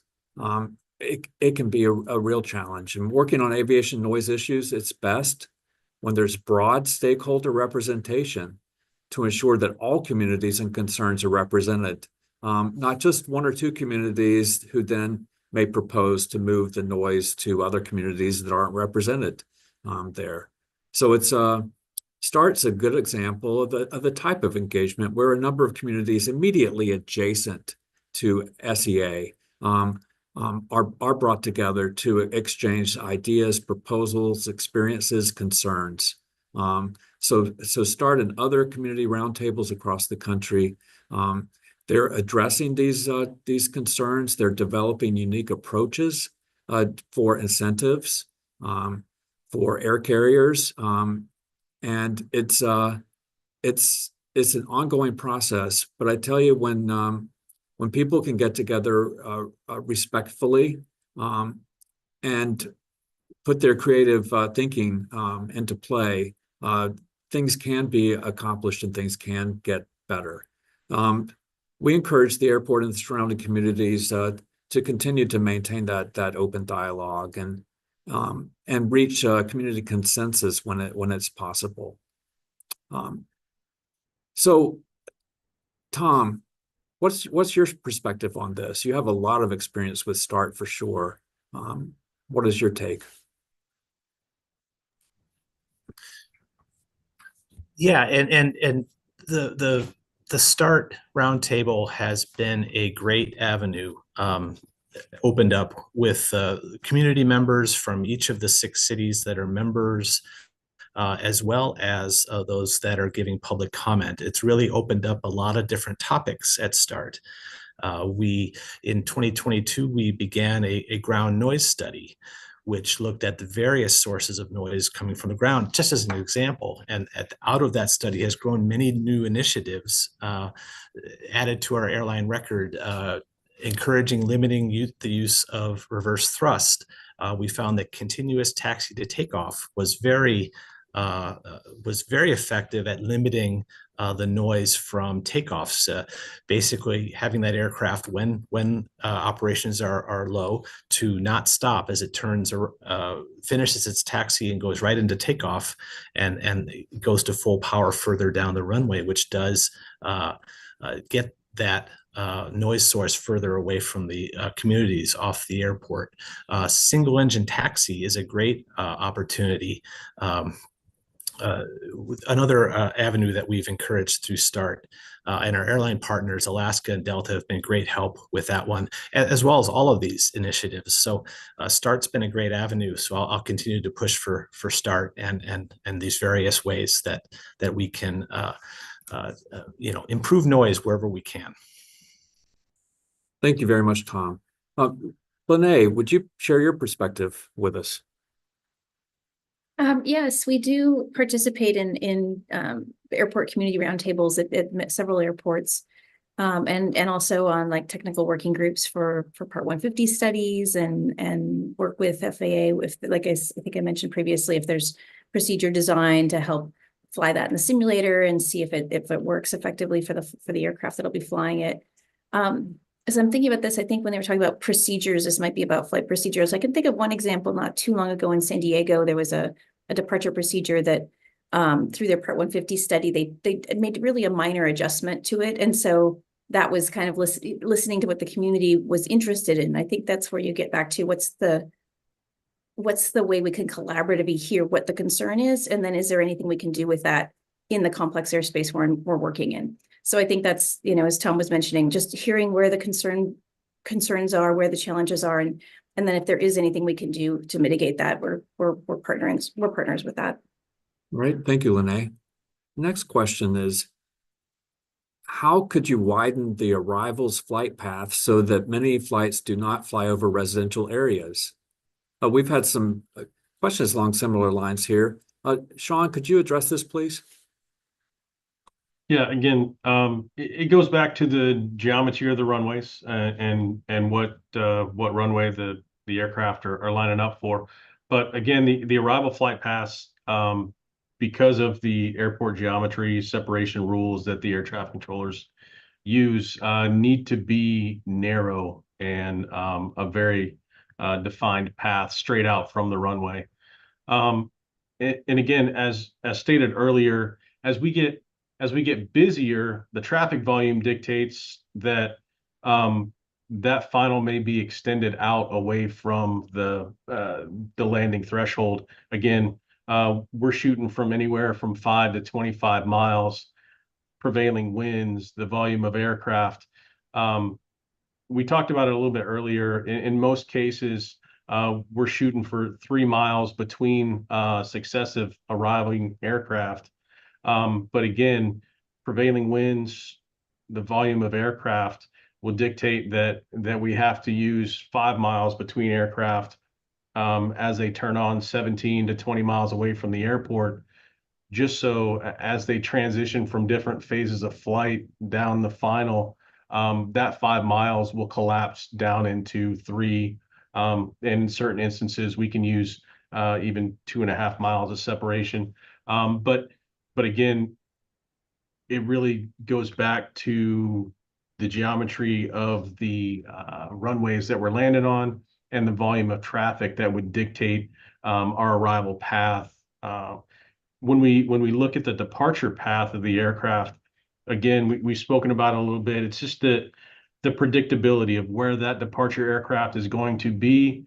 And when we start trying to move those or disperse those flight paths, we very quickly get into or affect the flight paths of other arriving aircraft or other departing aircraft from our satellite airports around the area. So the Puget Sound area does have a very congested and just compact area. So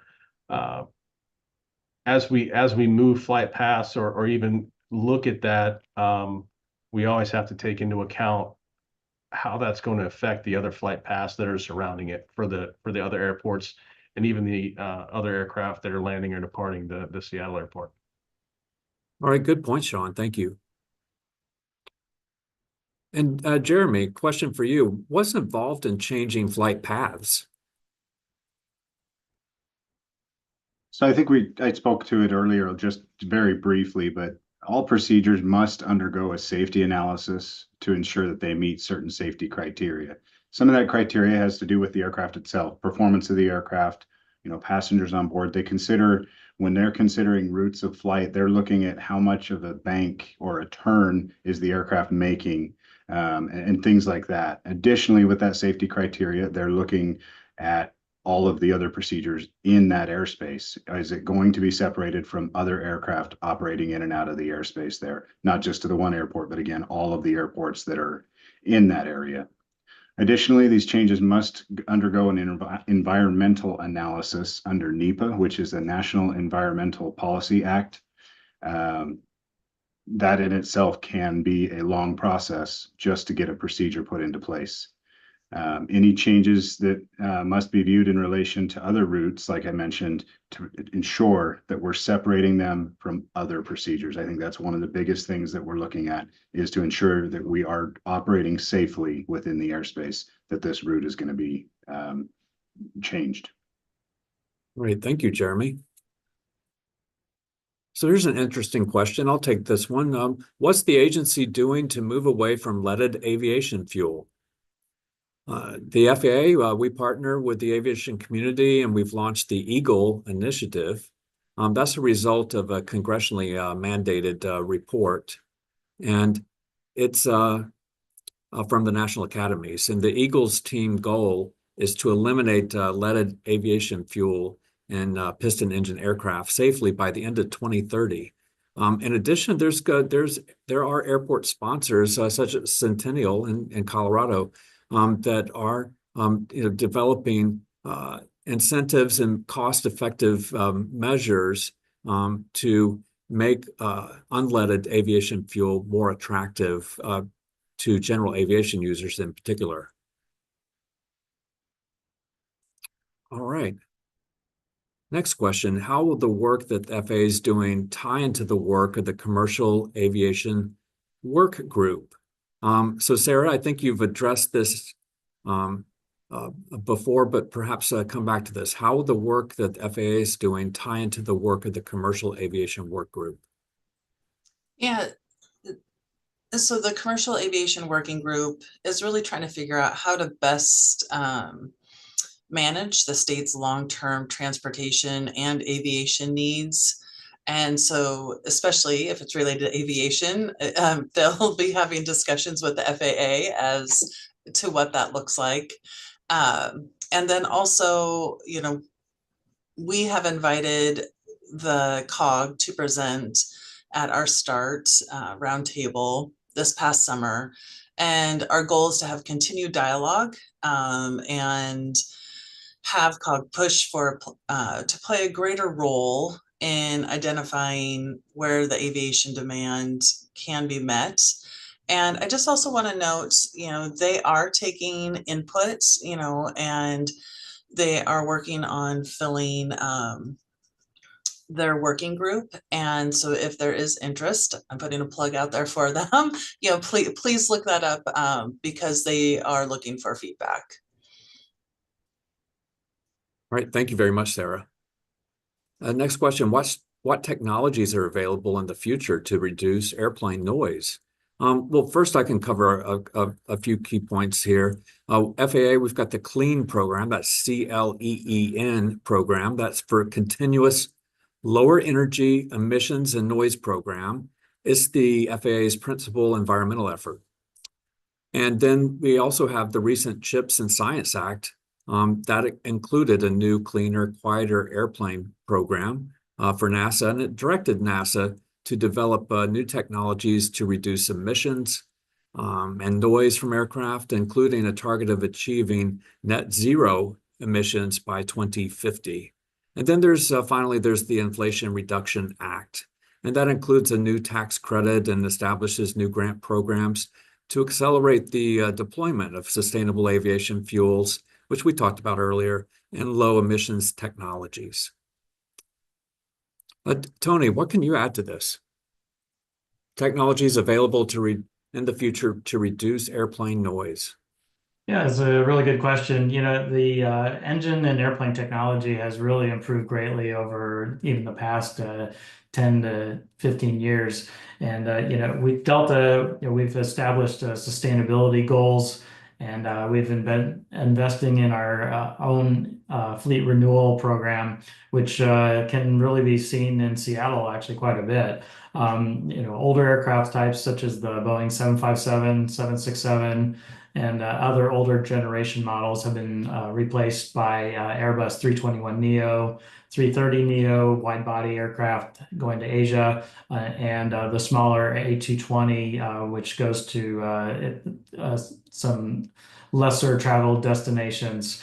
And then we have also placed orders for the Boeing 737-10 MAX aircraft. So, these new generation aircraft have much quieter performance. Their fuel efficiency is greatly improved. And in the case of the A220 and the A321neo, they both have a noise footprint, which is actually 50% lower than some of the airplanes that they replace. So, along with that, we're really trying to move ahead with the new technology, and we'll try to continue to do so as we can. Thank you, Tony. I'm a bit nostalgic. I mean, I've always loved the Boeing 757, and the takeoff performance of that aircraft is it's a great airplane, and we have a few left, but they are slowly leaving the fleet as we speak. Yeah. Thank you. Lynae, what's your perspective on this? Similar to Tony, we are, at Alaska Airlines, we are we've invested a lot in new Boeing MAX aircraft, and we've taken delivery of, I think, about 80 of those aircraft now. And so we're seeing, again, much quieter footprint. So it's a benefit everywhere we fly. So I know there have been a lot of questions tonight about a specific flight path or neighborhood. But these quieter airplanes really do help reduce the noise impacts close in, far away, and in every community we serve. Specifically at Sea-Tac, another one I think Tom or maybe touched on it earlier is working with the port on a few noise reduction efforts. Single engine taxi is a big one for us too. That's helps our sustainability goals as well as it does reduce noise. We really like that partnership where it's a win-win for the community, for the airline and the airport, where we can have a quieter operation, a more fuel efficient operation. And another one that's recently come up is in collaboration again with the Port of Seattle. Not so much the noise, but a little bit, but emissions and noise is working with them to replace some of the air hoses that go to the airplane. So if you've ever been on an airplane that's either too hot or too cold, we partnered with them to find a way to get some better air hoses that they installed at all the gates, and so that keeps us prevents us from having to run what's called an auxiliary power unit. It's a little tiny engine that helps provide power for the air and heat in the airplane. So even things like that, we're finding ways to help reduce both the noise and the emissions. Excellent points, and it's all in the details. It's all in the details. Next question, are there any plans to reduce the aircraft noise over northeast shoreline? Sean, can you help us with this? Thanks, Grady. Yeah, again, it gets back to just volume and how far away. Well, let me back up. The volume of aircraft that are coming into land at Seattle will dictate where we are turning final. And while we want to maintain safety, we also want to be efficient. So the goal from the air traffic side is if we could turn everyone through Elliott Bay or give the pilots or the aircraft coming in the shortest possible routing to the airport, that's what we'd like to do in most cases here, because we do have quite a bit of volume at times. Our final approach course gets extended out, and those aircraft are turned on again anywhere from 5 to 25 miles to set up for their final approach. And again, it all gets back to providing the pilots in command the opportunity to set up for a stabilized approach to come in and land at Seattle. Thank you, Sean. And Lynae helped take us through what stabilized approaches mean. So I think she's helped us cover the rest of that topic. So thank you. Thank you both. Next question is, when can we expect the Green Skies automated systems for the eastern side of approaches? Sounds like someone just said in the next year. Is that accurate? How will that change flight patterns for the southbound eastern approach? As it is my understanding that those flights will now be able to be pulled more southward for greater fuel efficiency for those coming from the south. Let me take a stab at this one. Currently, there's nothing specifically planned for procedures in that area. However, the implementation of the new procedures, as Jeremy has mentioned, the implementation of new procedures is a lengthy process. It takes several years. From an airspace change need being identified to design to implementation. With the growth of the greater Seattle area population, growth at the airport is certainly expected and is forecasted. And we're going to need to maintain the highest level of safety and efficiency always. I do want to stress that the FAA process for these types of airspace changes do include multiple points of community engagement throughout all levels of that project. So beginning very, very early on and throughout the process, multiple points of community engagement are expected and are put in place. So again, it's a bit premature for that based on the question there for the eastern side at this point. All right, Sean, did I miss anything? I think you covered it. Thanks, Grady. All right, Lynae, anything to add on this? Just, I think we've kind of covered it. We want to be as efficient as we can, and that can mean, whether we're turning in closer to the airport. We do have flight procedures that, coming over Vashon that would turn over Elliott Bay. Again, we can use those when the weather's really good and it's not super busy, but there's always a balance between that traffic volume and how busy the airport is, and what FAA tells us when we ask, hey, could we use a little, can we have more efficient or shorter routes to get into the airport, is these sequencing and spacing tools. So the air traffic controller has to be able to, I think somebody in a question earlier said something about zippering them, right? So that we have to be able to come from the east and the west to get into that north-south alignment safely first and then efficiently. But yeah, we're happy to have conversations with the airport and FAA about, how we can improve airspace efficiency. Yeah, thank you, Lynae. That's very helpful. And Jeremy, question for you now, and this is similar. Why did you choose the west side instead of the east side for greener skies? Yeah, so Greener Skies was a regionally developed plan to utilize satellite-based procedures, and to do so in collaboration with a local air carrier that had a high percentage of aircraft that were equipped to do so. When it was being developed, the flight procedures west of Seattle were addressed first because that area is a lot less constricted and complex than the east side of the airspace. This was a new concept, and the airlines had already been investigating the concept, specifically also on the west side of the airport. And so the east side did present sequencing problems with the current technology that was in place. And so the decision was made to start with just the west side only. Thank you, Jeremy. Very helpful. Next question, can you clarify changes in the south flow pattern approaching from the east in the past 5 years? And the logic in having planes from the south fly very far north, 15 plus miles, before turning south, whereas on the west, they often turn much sooner. For example, planes never turn south of 520 on the east, but do turn over Elliott Bay. This happens irrespective of the time of day and or congestion.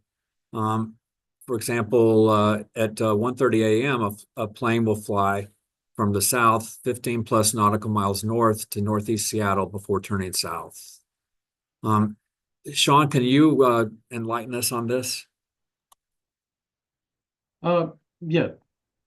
Again, it's the flight paths and how far they're extended north on a south flow arrival is going to be dictated by volume and current procedures we have at the airport. Current procedures allow controllers to turn aircraft as close in as Elliott Bay on the west side of the airport. But again, as it's currently established, we have to go north of the 520 bridge before we can turn in for final on the east side. Again, at that point, we're trying to mesh the aircraft from the east side with the aircraft from the west side. Sometimes we're lining those aircraft up for 16 right, and we're sequencing to that runway. And there are times where we are also establishing aircraft for landing on 16 left. We have some in-trail restrictions because of airport geometry again, that dictate the spacing that we use between the aircraft that are landing 16 left. So there are a lot of factors that go into it, but again, the reason that we do turn the aircraft where we do is based on volume and current procedures that we use. Great, thank you very much, Sean. Next question, are there no limits on the hours large commercial planes can fly over residential areas? Let me restate it. Are there no limits on the hours large commercial planes can fly very low over residential areas? Planes are flying low overhead starting at 4 a.m., so low that this participant can read the logo on the plane. Ryan, share your thoughts with us on this. Yeah, so SEA is open 24 hours per day, and there are no restrictions on when aircraft may operate. Local airport operators, such as the Port of Seattle, do not have the authority to impose a curfew or restrict operational access to the airfield.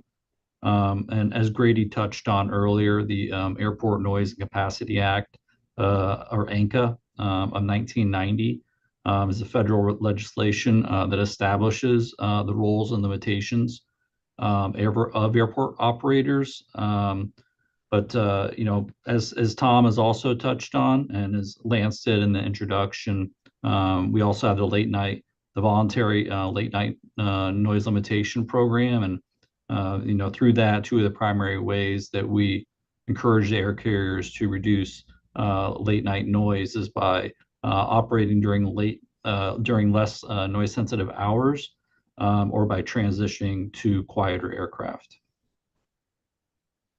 Thank you, Ryan. That's very helpful. So the next question, I'll take this one. FAA was supposed to announce the formation of an Airport Noise Advisory Committee as required by the FAA Reauthorization Act of 2024. Why didn't it? At FAA, we do have a website that's focused on our noise policy review, and we can provide the link to it, and we will provide the link. That site provides detail on the ANAC, or the Airport Noise Advisory Committee, and FAA does update it regularly. We encourage you to sign up for those updates, and emails will be sent to you anytime the website is updated. All right. Next question. And Ryan, I'm hoping you'll help me with this. Where can I submit a noise complaint? Yeah, so noise comments can be submitted to port staff 24 hours per day through various methods. We have our hotline at 206-787-5393. That's 206-787-5393. And then we also have our email address at noiseprograms@portseattle.org. Comments can also be submitted via the online comment form on the port's website, which can be found through our Port of Seattle's Aviation Noise Program webpage. There's also an SCA mobile app to submit noise comments, and that is operated by Plane Noise. And then in addition, the port uses Public View as our flight tracking tool, and that can be accessed via the port's website as well. So comments can be made there by simply, resident can go in there and simply go through the history, go backwards in time, and click on the flight that they were concerned about or had a comment about, and submit their comments that way. Wow, I mean, that's impressive, Brian. There's multiple channels that you've laid out there for all of our neighbors that they can pursue. And I would just add one more.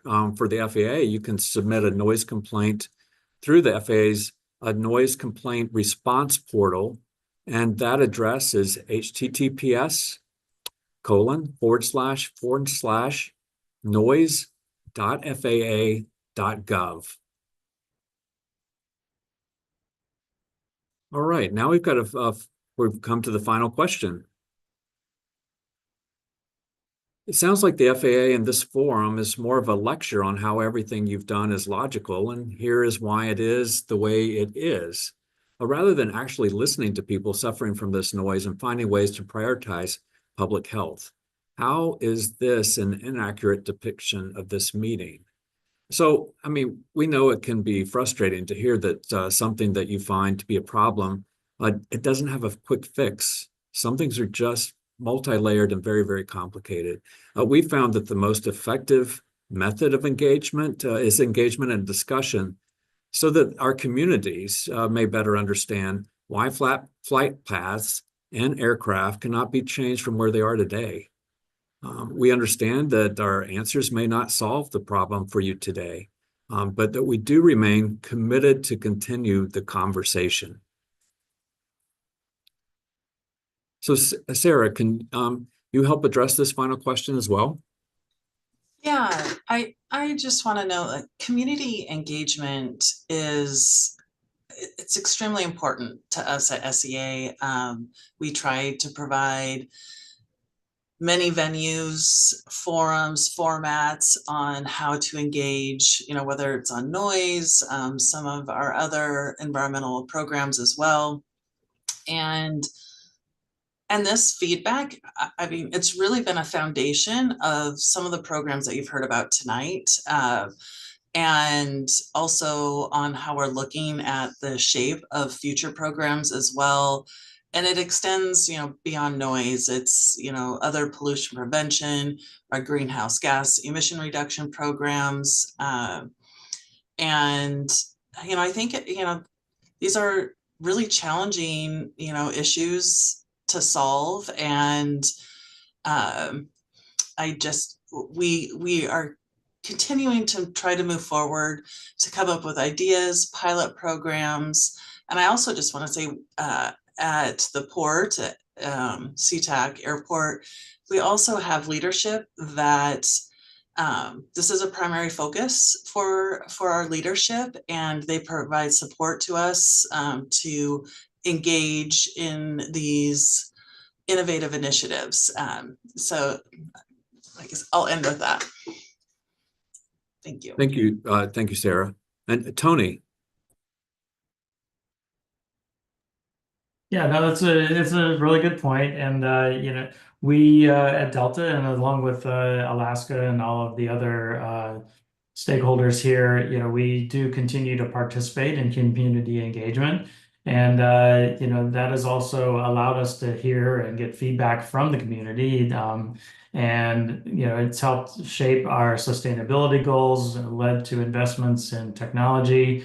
And as Lynae mentioned, we have been able to adjust some of the operating methods at Seattle, and not only Seattle, but other airports in which we serve that help maybe fly an aircraft in a quieter manner, like with an optimized profile descent, or we don't run the auxiliary power unit at times because we've improved the air hoses. So all of these ideas do come together and help us reduce our noise footprint, and it's a collaborative process, and we're going to keep working toward making things better as we go. Yeah, indeed, it's a journey, and there's multiple paths to take and to collaborate on different creative approaches. But it's step by step. Sean, share with us your perspective. Thanks, Grady. Yeah, I just want to end with from the air traffic control side, as we provide safety and efficiency for air traffic in the Puget Sound area, we do and we are committed to being good neighbors as we do that. The air traffic side and FAA is going to be at the table to have those discussions and look at how we do things, and if there's better ways to do that, and things that we can always look to be better. So again, we do have the overarching goal of being safe and efficient and providing that for our air traffic customers throughout the Puget Sound area. But again, we are committed to being good neighbors while we're doing that. All right, thank you very much, Sean. And Lynae. Sean made a great point there. I think part of today's conversation, it helps to show that we focus on safety as our absolute top priority. And I think in the context of noise concerns, it's challenging to understand just how complex the airspace and the airport operation is. but there's a high degree of training and professionalism on the airline side, on the airport side, on the FAA side. And I think the goal today is to kind of just share that we do focus on safety first, and yet noise and community concerns are always part of the conversation as well. I'm on a lot of industry forums across the country, and community noise concerns are always part of those conversations. And so, again, as I guess somebody else mentioned, it may not feel like we're solving the concern that you have today, but it's important to hear voices of the community so that we can find that framework to keep getting better. Excellent points. So I'd like to thank all of you again for joining us this evening. I'd like to share that seven out of eight panelists live here in the Puget Sound region in either King or Pierce counties. We are your neighbors. We heard your desire for alternative engagement beyond the START Community Roundtable. And at this point, there are no proposed approach or departure procedures to review. And as a result, there's no mandatory reporting requirements in place for us. The stakeholders, including the airport and the airlines and the Federal Aviation Administration, continue to collaborate on innovative methods to better address all community concerns. This webinar is an example of our ongoing commitment to engage in meaningful communication. You may not have heard what you wanted to hear tonight. You may have submitted a question that you feel we did not address. I encourage you to submit remaining questions through the FAA's Noise Complaint Response Portal. I mentioned that address before, and here it is again, https://noise.faa.gov. If you'd like to view this workshop again, please visit the FAA's YouTube channel. This workshop, it was informational only, and it's part of an ongoing dialogue between the FAA and our external stakeholders. And again, thank you for joining us this evening, and take care.